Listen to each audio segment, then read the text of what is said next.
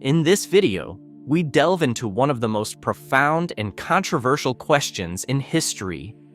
Did Jesus Christ explicitly claim to be God? Was this declaration made in his lifetime? Or is it a belief that evolved over centuries through interpretations by his followers? To uncover the truth, we'll explore the biblical accounts, early Christian beliefs, historical perspectives, and even recent archaeological discoveries. Prepare yourself, because what you're about to learn could reshape your understanding of Jesus, his teachings, and the faith surrounding him.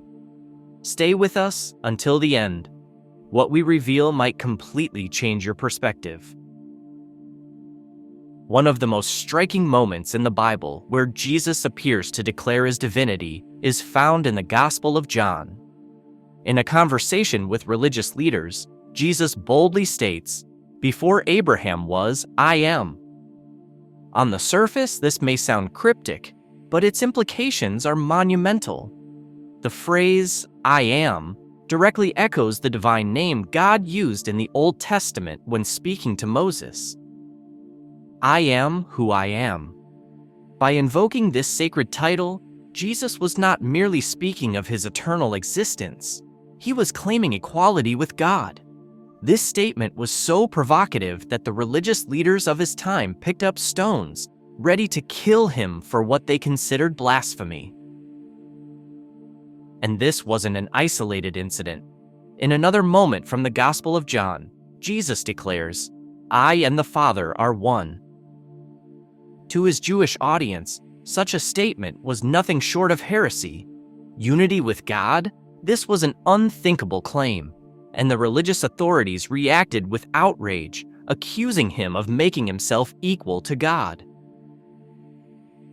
Another dramatic example can be found in the Gospel of Luke. When Jesus forgives the sins of a paralyzed man, the onlookers are scandalized, exclaiming, "Who can forgive sins but God alone?"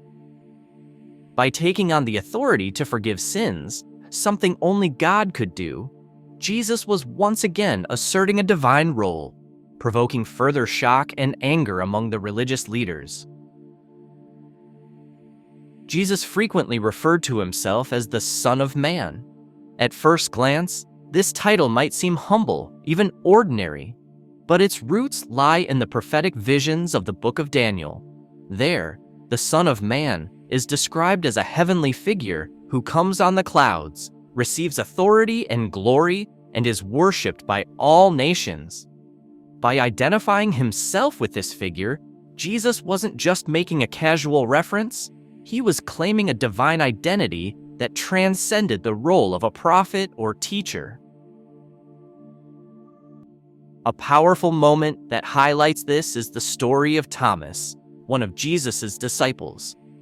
After Jesus' resurrection, Thomas famously doubted until he could see the wounds for himself. But when confronted with the risen Christ, Thomas falls to his knees exclaiming, "My Lord and my God." What's astonishing here is that Jesus does not correct him. He doesn't dismiss Thomas's declaration as a misunderstanding. Instead, he accepts it, further solidifying the belief that he saw himself as divine. After Jesus' death, a remarkable transformation took place among his followers. They began spreading the extraordinary message that Jesus was not just a prophet or a great moral teacher, he was God incarnate. Paul, one of the most influential figures in early Christianity, wrote extensively about Jesus' divinity. In his letter to Titus, Paul refers to Jesus as our great God and Savior. Similarly, in his letter to the Colossians, Paul proclaims, "In him, all the fullness of God dwells bodily." These are not subtle suggestions. They are bold, unambiguous declarations of Jesus' divine nature. What's even more astonishing is how quickly this belief took root. Some historians argue that such an idea would typically take centuries to develop.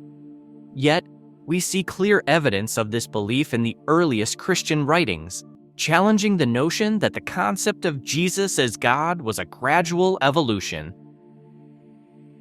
The question of whether Jesus explicitly claimed to be God has sparked fierce debates among historians. Scholars like Bart Ehrman argue that Jesus never directly said he was God, and that this belief was a later development influenced by Greco-Roman culture. Ehrman sees Jesus as a Jewish preacher whose followers, over time, elevated him to divine status. On the other hand, historians like Nicholas Thomas Wright contend that Jesus' words and actions were deliberate revelations of his divine identity. From his miraculous healings to his provocative teachings, Wright believes that Jesus was intentionally unveiling his unique relationship with God and his role in fulfilling divine prophecy. In recent years, archaeological findings have brought new insights into this debate. One of the most astonishing discoveries is an ancient mosaic in Israel, dating back nearly 1,800 years, which bears the inscription, God Jesus Christ. This artifact challenges the notion that belief in Jesus' divinity was a much later development, instead suggesting that early Christians viewed him as divine from the very beginning. Another fascinating discovery comes from Egypt, where an ancient manuscript was uncovered, offering previously unknown details about Jesus' life and teachings. These texts emphasize his miracles and divine nature, providing additional context to the early Christian belief in his godhood. While these findings are subject to scholarly debate, they add intriguing layers to the ongoing discussion.